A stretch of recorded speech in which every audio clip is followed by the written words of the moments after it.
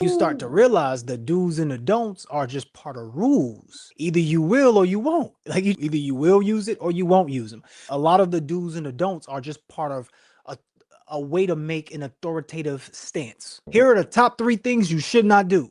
Do these three things. It's just part of marketing. When you start to realize it's part of marketing, there's no one size fits all when it comes to entrepreneurship. You might have a brand that works better with free community because once you get people in it, they're willing to pay you for it.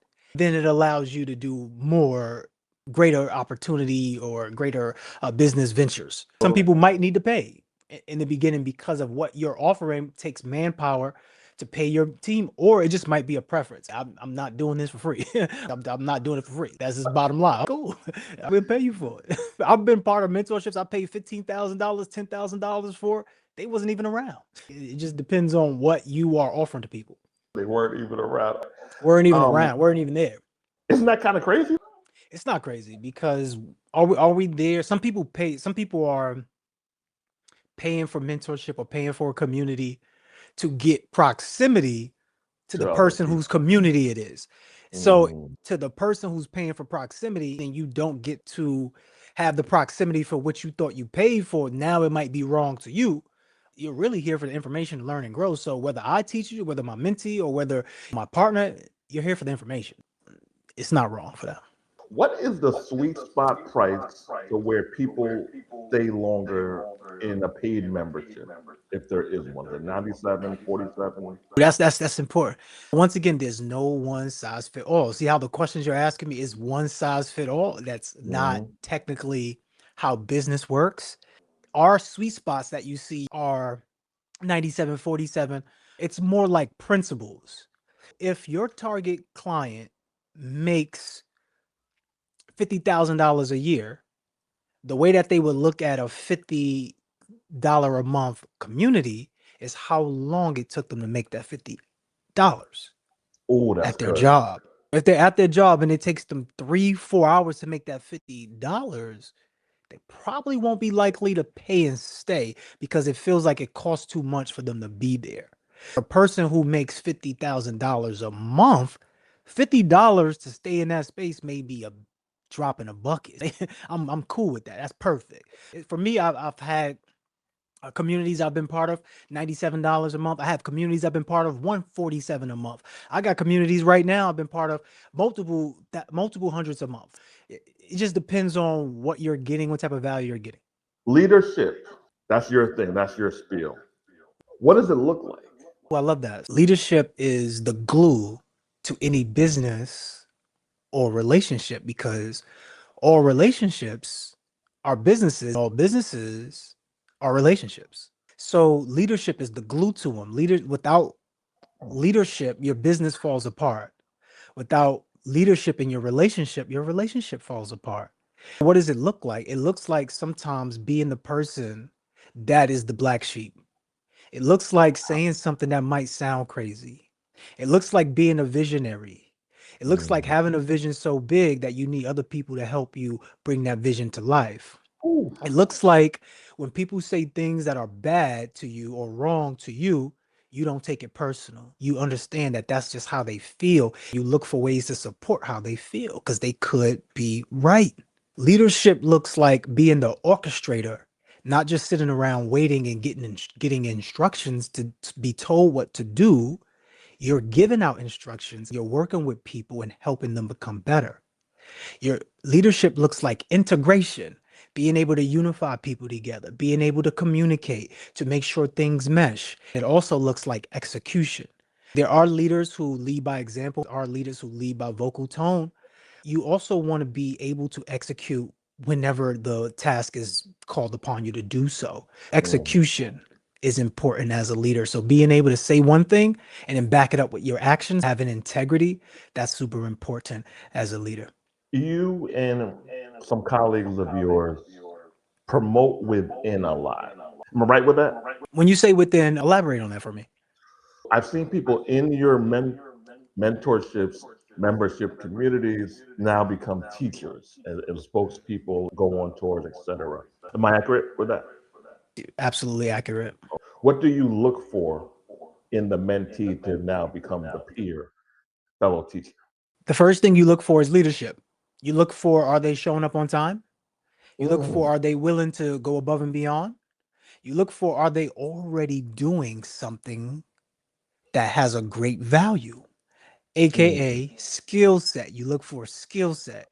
Which skill set will work? So first skill set that you can look for is the integrity skill set. Are you showing up? Are you doing what you said you were going to do? Second skill set you could look for is the way that they communicate. Third skill set is the way that they organize, because organization is key. So if they organize well, they can be a great leader.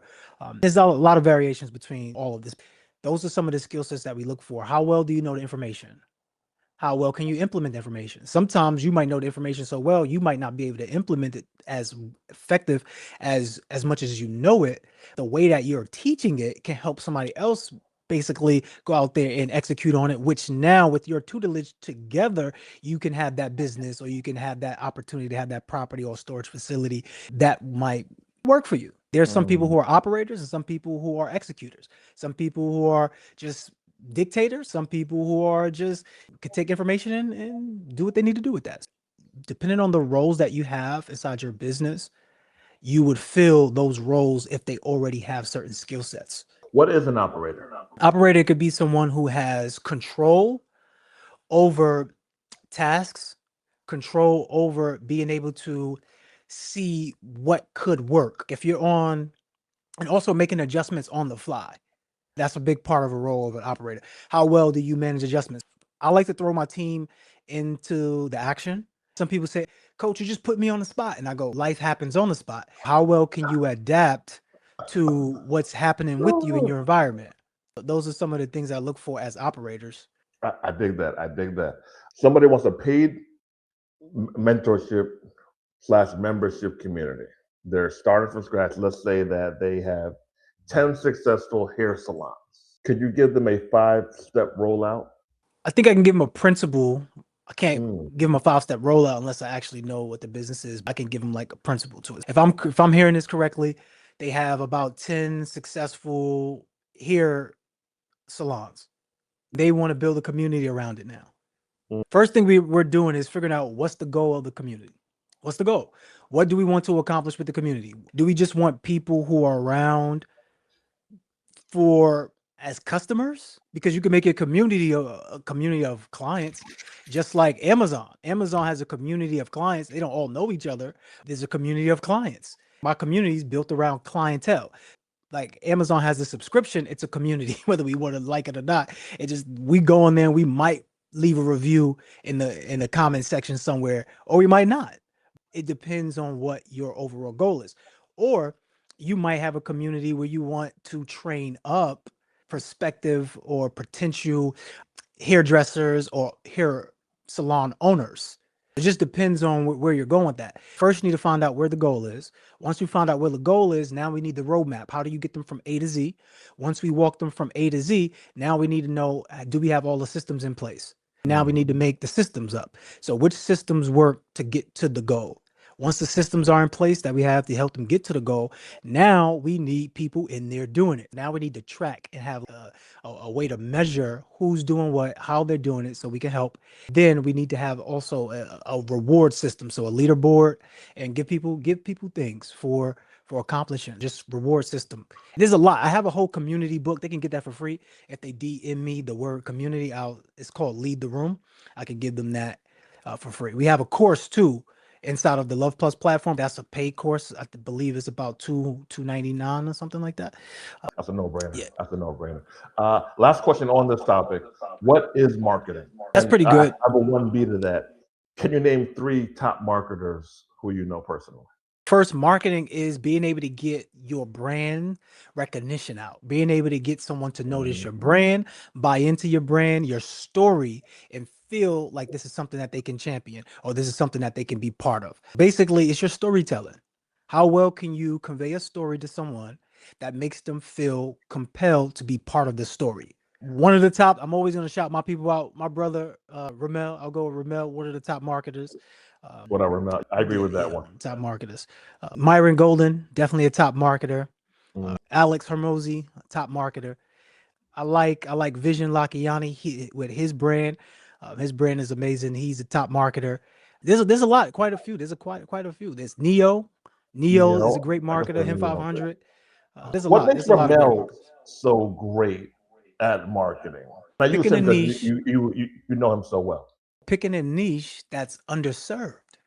Oh, And develop and challenging a narrative that is mainstream. For example, the mainstream narrative that he's challenging is real estate gives you wealth. Go out there and get a few houses. You'll rack up some money. You have people paying the rent. Maybe you could buy a multi-family, then you could rent out the rest of the rooms. You keep one of them and you kind of live there rent free. That's a good hack. He's mhm. challenging the mainstream of the underserved realm where he's saying no toilets, tenants are trash. It's because once you get into the real estate, you realize you're servicing people. That's a hard thing to deal with. We've Yeah. seen that with the pandemic. If things are not going right financially, they won't pay. They will stay. If they're staying in your property and they're not paying, now we got an issue now. He's challenging that, saying you don't have to worry about any toilets because they will call you in the middle of the night. They have to come unclog toilets. You don't have to worry about trash because trash could build up. You get fines from the city. You don't have to worry about any tenants because people will cause you headaches. They'll beat up your property and they'll leave your property all messed up. Now, when you go back to fix the property up, you basically almost lost or broke even instead of collecting income or profit from that tenant. No tenants, no toilets, no trash. Perfect marketing, brand, perfect. You know what's funny? I've seen that video. He made a video. It seemed like about a month ago about how he's had 40 properties or so, and he hates real estate. I don't know if he used this library, how real estate kind of sucks. And I saw that video get reacted to at least 10 times on YouTube, not just Instagram, on YouTube. That he never, man. Shout out to the great Ramel. How can people find you, Coach? Go to one of my platforms for personal development and business development as well as networking, which is loveplus.com. LUHVPLUS, loveplus.com. See you guys soon. Let's what do you say, Coach? Let's clap it up. Clap it up, snap it up, celebrate yourself. Woo, woo, woo. See you guys soon.